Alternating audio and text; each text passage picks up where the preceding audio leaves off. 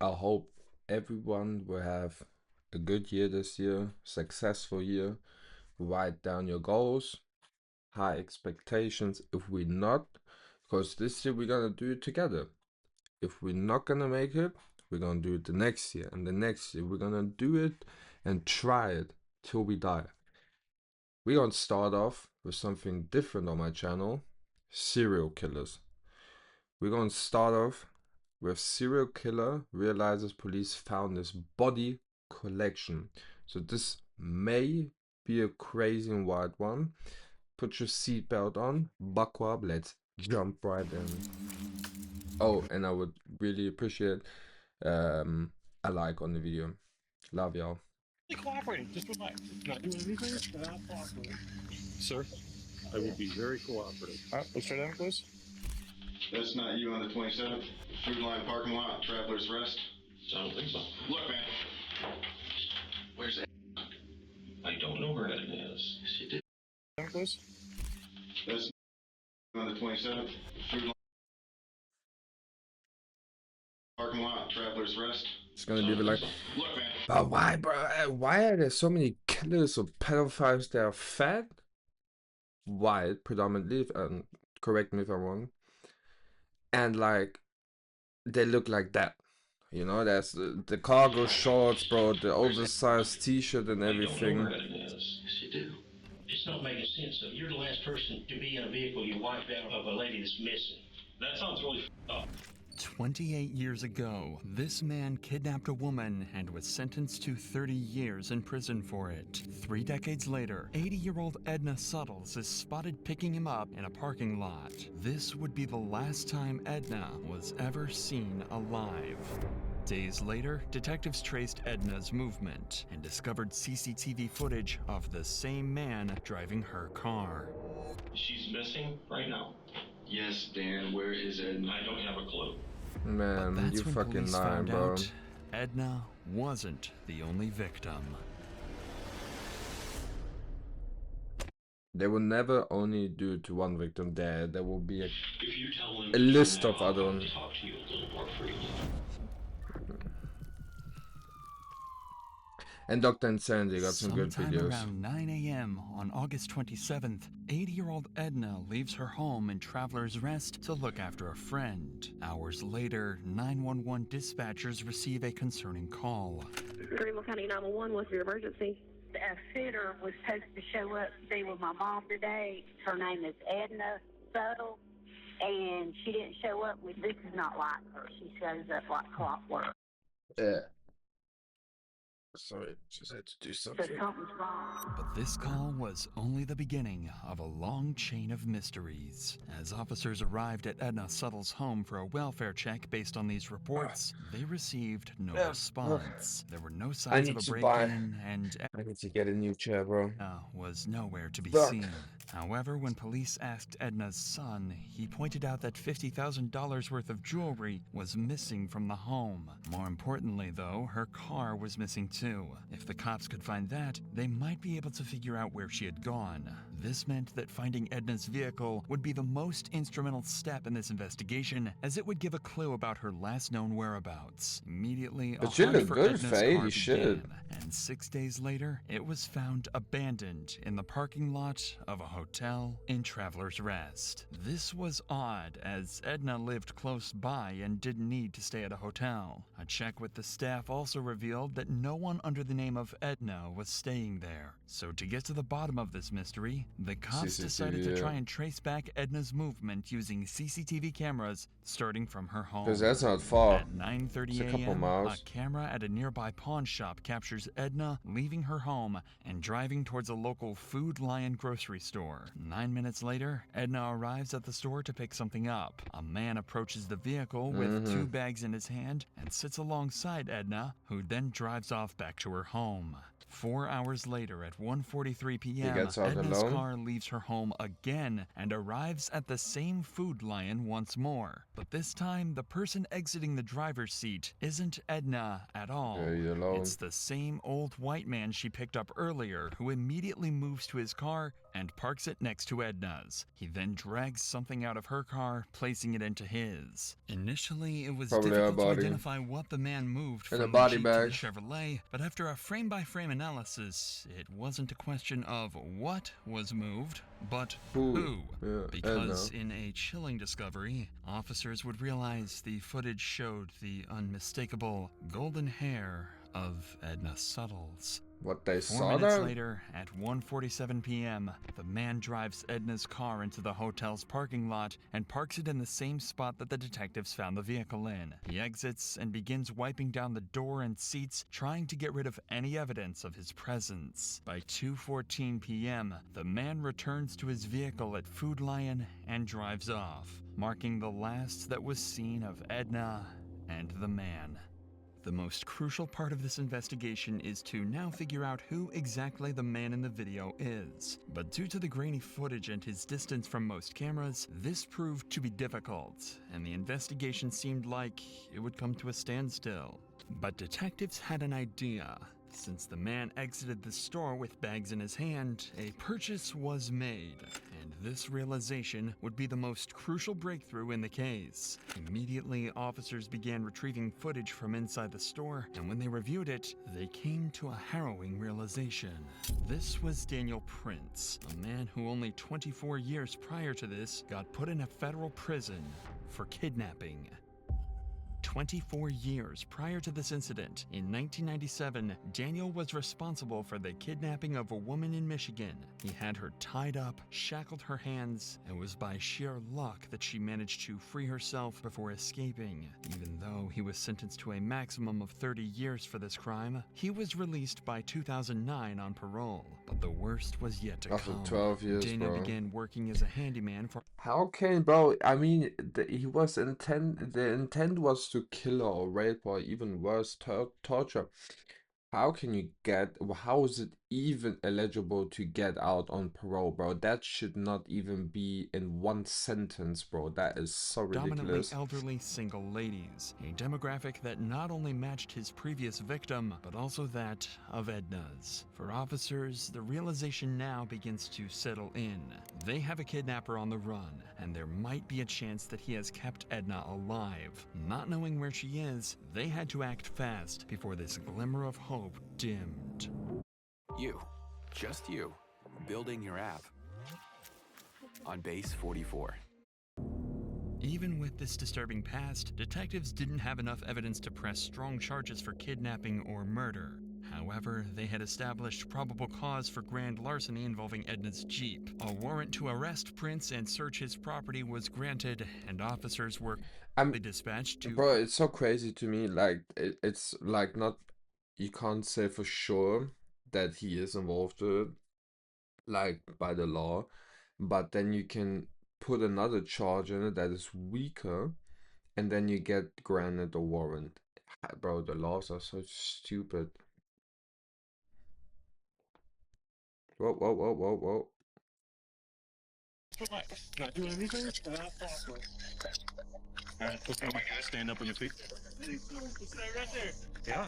Sir, I will be very cooperative. Despite the number of heavily armed officers that just descended on Prince's property, he remained noticeably calm and composed, as if he had a plan to escape this predicament. The following footage was analyzed by our in-house criminal research specialist and retired detective to shed some light on key techniques and strategies used during the questioning. When he is brought into the interrogation room, the detectives start with a relaxed, friendly conversation, a tactic used to put suspects at ease. They don't want him to know they've caught him on camera just yet. What do you do now?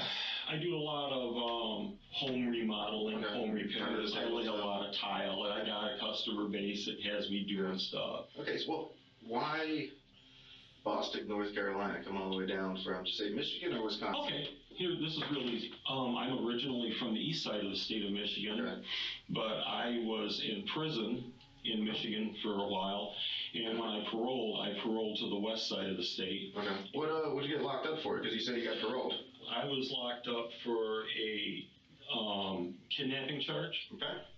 And I did 13 and a half years for that. Oh, wow. I did 1.5 years for a false statement on a vehicle title. You know, when they're not sure if they're going to make something, they want something to hold you with. So the false statement, that's all that was.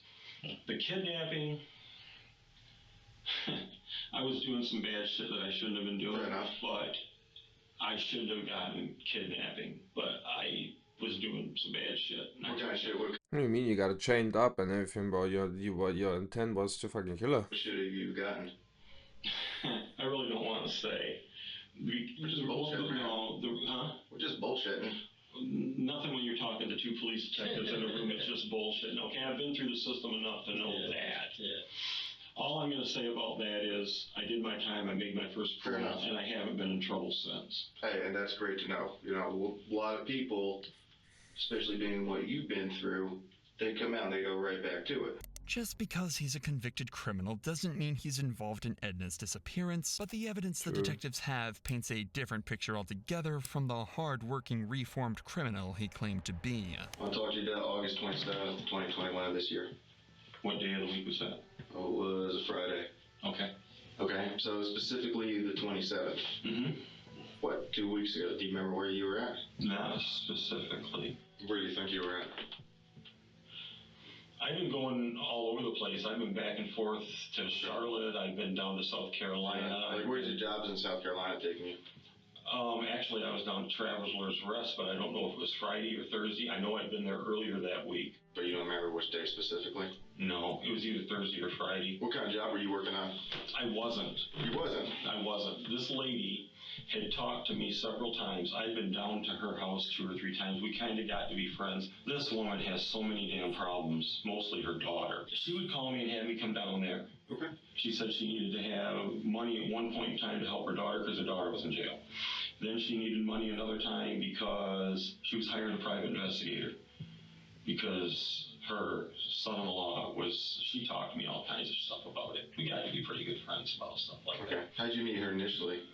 Years ago. Okay. Years ago, it was somebody giving me her name or number, or her my name and number. Here, the detectives are analyzing his behavior and allowing Prince to dig a hole for himself that he's going to struggle to escape from. When they reveal they know the truth, he's going to try like I would say like 7 out of 10 times what the cops are doing is smart.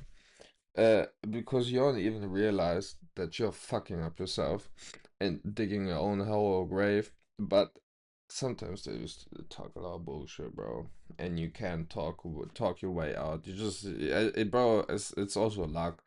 His guilt, even when the evidence speaks for itself. But then also because then you have some, you will stand or be still. That's suspected behavior. Then you be frantic and you get the shivers and everything. That's suspicious, not suspected, suspicious behavior. If you sit still, suspicious behavior. If you talk calm, if you talk loud, if you talk fucking weird, everything is suspicious if it doesn't come their way. It's just how it is. That's not you on the 27th? With the cops. Food Line parking lot, Traveler's Rest? I don't think so. That's not you? That's me. Where's that? Food Line, August 27th, 2021, 9:23. Okay. 32 seconds. Ringing a bell? Yep. Yeah, I went down to Food Line. Yeah. Yeah. So what were you doing down there that day? She wanted me to look at some stuff at her house. Okay. And she picked me up at Food Line because she wanted me with her when she was gonna go meet some guy for private investigator. Okay. Yeah. Tell us about that. She wanted me to meet her down there. Okay. She was nervous because she says, I'm not sure I trust this guy. And she knows I've been in the military. And she says, will you meet me? She wanted me to see if this guy was going to meet her where he was supposed to meet her. Do you know where? There was a hotel lobby that he had finally said, meet me at the hotel. Okay. She says, drive up there and see if he's there. Where the car was at? And I drove up there, and things are starting to sound really squirrely to me. This is a common deflective behavior. Prince is not only trying to deflect suspicion away from himself, he's trying to point suspicion directly at someone else. In this case, the private investigator. According to Prince, Edna wanted to meet the private investigator the day before she was reported missing, even though she didn't feel safe meeting him alone. Luckily, detectives have seen the whole thing on camera, and it completely contradicts everything Prince is saying. What were you driving? I also got another video. Also, kind of type of murder. We will watch that one also later on. I saw a quick little snippet of it. There, the woman also done the same. Your wife's car or your car? But like, if you're trying to point at somebody else heavily, that makes you more suspicious than the other So person that's you all because coming down 25, human psychology. you and her together? It could be. Okay, because that's their car. That's about 1345 on the 27th. Okay. So you're with her there? Yeah. Okay. I guess. Yeah. I'm not saying yeah. I'm just saying that could be your. Yeah, it's a different angle. I mean, we've watched this car, right? Okay. A couple blocks. Here's y'all in the hotel parking lot. Okay. Yeah. Oh look, there's y'all backing in. Yeah. Yeah, a couple of different copies of it. Backing in. Yeah. Oh look, you get out. Nobody else gets out. I told you that. You're walking around the car. Yeah. You wipe the entire car down. Because I was worried. You were worried. About what? There's you walking across the parking lot in front of Little Caesars. Mm-hmm. And there's you getting back into your car and driving away. Oh, she's with me. Look, man, you are a good dude. I honestly do believe that you screwed up years and years ago. Prince seems visibly stunned by the amount of photographic evidence the detective is showing him, and even though it can't be refuted... I mean, this is not like the 70s, 80s, 90s, or beginning of the 2000s, maybe also 2010-ish, where you can just go out, and bro, there's so much cameras everywhere. Is but going to... still at the other side, like, what do I have? The homicide rate, the solved homicide rate in Chicago is what? 20%, not even 20%. The unsolved is like 80%.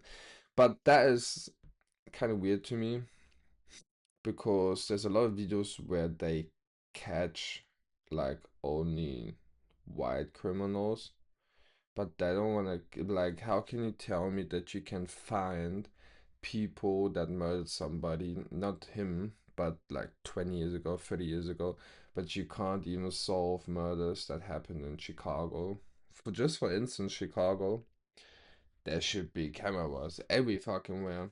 Like, that shit is weird to me. his way out of it. But that's not the only evidence detectives managed to find. Because, I mean, there's like a couple of members probably that killed more than 4 people, 5 people. That's a serial killer. I mean, like, I think maybe a fucking twisted up thing that I'm gonna say, but I think that killing people the way, as there's mud like on the your wheels ops of Prince's is car, way better because you kill somebody that killed you. Sometimes, you know, civilians unluckily get hit, unfortunately.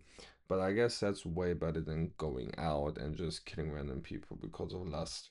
Detectives to believe he drove off-road to either kill Edna or to dump her body. And this is when we arrive at the pivotal moment where Prince's story starts to fall apart. You're not a bad guy, right? Nobody is saying that you're some evil, twisted dude. Mm-hmm. Okay? We need to know where it is. We've processed the car. We found the dirt. Where did you go off-road? Where did you leave? Oh, I can tell you exactly where she and I had gone off-road. Please. When we were going from 25 south, there was, off to the right, there was a truck with a trailer and another vehicle there that had a for sale sign on it. And it looked like an older truck. And I needed a work truck. And I went ahead and I pulled in and with her, and then we pulled out. And it was right there on 25. Even in the face of such overwhelming evidence, Prince still denies any wrongdoing and even tries to take control of the situation. But detectives have him cornered, and he's quickly starting to struggle to maintain his composure. Where's right now? Her family is desperately looking for her. She dead, bro. Right now. Yes, Dan, where is Edna? I don't have a clue. I dropped her off at her house. Dan, please listen. You did not drop her off at her house. We have followed that car the entire day, up and down 25. There's a number of minutes that are unaccounted for that are not by her house. Which car? Mine or hers? Dan, stop playing games. You know what When I got, okay, I can help you here. Okay. You gotta give me a second. You gotta let me answer the questions when they're asked.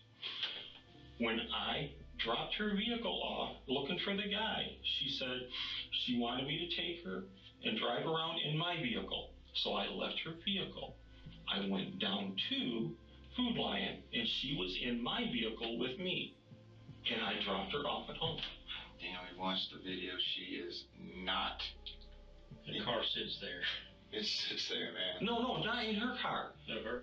My car. We watched I you dropped go her at off the in food my line. car. You did not drop anyone off, man. I picked her back up. She sat in my car. But they can look at the CCTV footage. Line. If they can, if Perfect response in your head, but your fingers just can't keep up. We've all been there, typing, deleting. like if they can figure out that you went there at her home in her car, they can also figure out that you never went there with your car. What the fuck? No, you did not. The detectives are beginning to apply more pressure on Prince, knowing everything he's telling them is a lie. But he continues to stay on the defense, even trying to brush off the fact that he might have destroyed potential evidence. I don't know where Edna is. Yes, you do. No, I don't. Dan. Let's go back to why you wiped the car down. What you said you were worried about what? The only thing I did was because I knew I'd been in and out of her car all the time with her. I'm like, there is no way in hell I'm going to just leave this thing here because she's got somebody that's after her. Prince tries to deflect suspicion again by suggesting Edna may have been in some kind of danger, but he doesn't realize just how prepared these detectives are. Who would be after her? Who's after her? That guy with the truck, she said she didn't trust him. The PI? Yeah, that's all she hired as a PI. His story's totally different. He's been doing work for her. I mean, That cup was so empty, bro. I mean, we've interviewed. I mean, he had no, he didn't meet her today. So that's Right, that's why I said she hired another PI. I'm sure you're recording this. It's not making sense. You never said you're the that. last person to be in a vehicle you wiped out of a lady that's missing. That sounds really fun. It does. That's why we're here.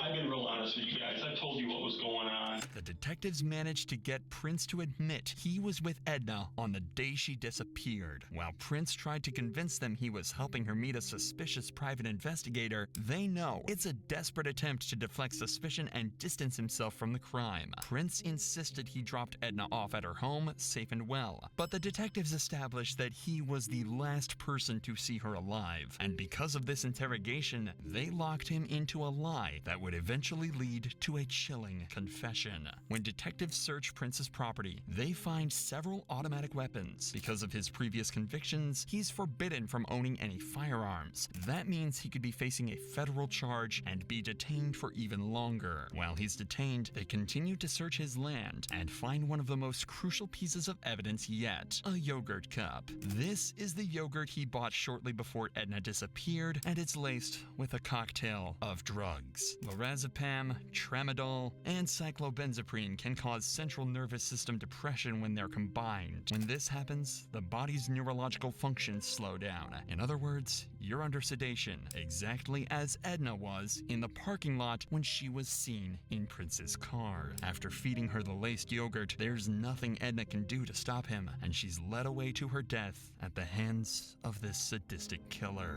Prince begins to realize he's cornered and has nowhere to run, so they bring him back in for more questioning, where he makes a full confession as he admits to 3 more murders, including those of Lee Goodman, Dolores Sellers, and her daughter, Nancy Rigo.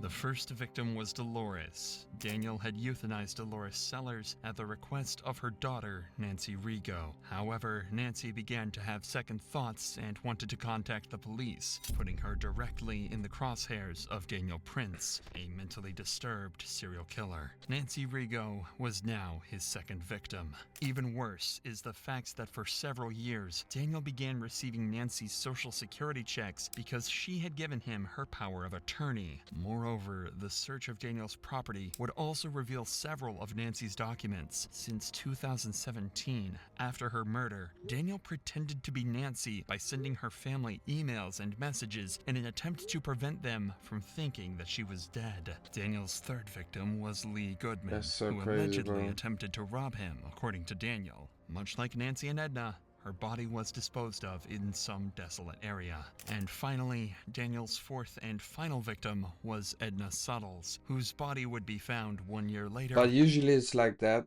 They usually catch a serial killer with the last body or the second, you know, the body before the last body, but never the first, second, or May third one. 16th, 2022, Like usually, in a grave close there's to Daniel's always a home couple of in numbers. Rutherford County. Although decomposed, officers were able to positively identify it as Edna and return the body to her loved ones. But even in the face of his crimes, he would never let go of his chance to leverage as much information as he could. There was quite a lot of stuff found in your bee house. There could be a million explanations for some of that stuff, and I don't want to jump to conclusions. And if there's something that happened that you didn't intend to happen, let's talk about it. There are things that have to happen, and there are things that are going to happen. And I'm a realist, and I have acceptance with this.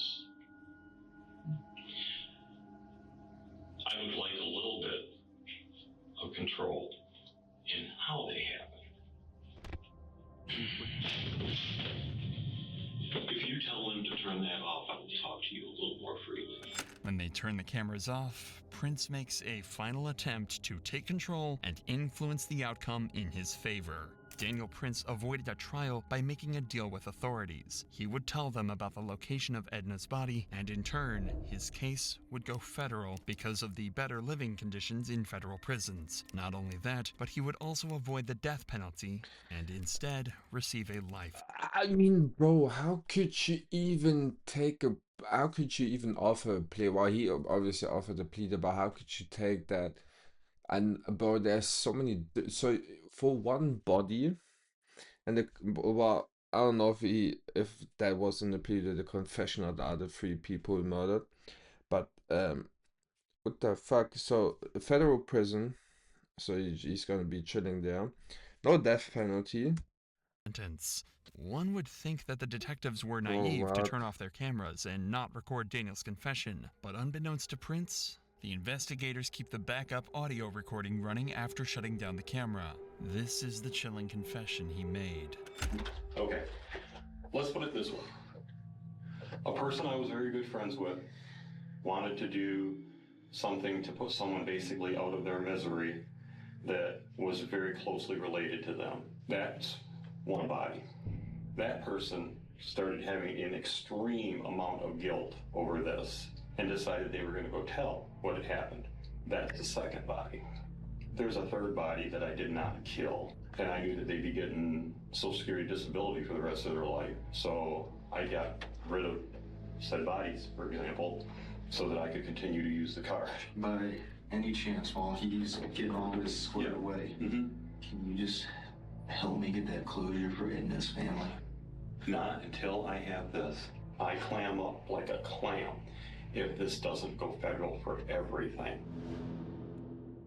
Yeah. And it just shows you there's some fucked up people. Hope y'all enjoyed. Like and subscribe. I love y'all. See you on the next deuces.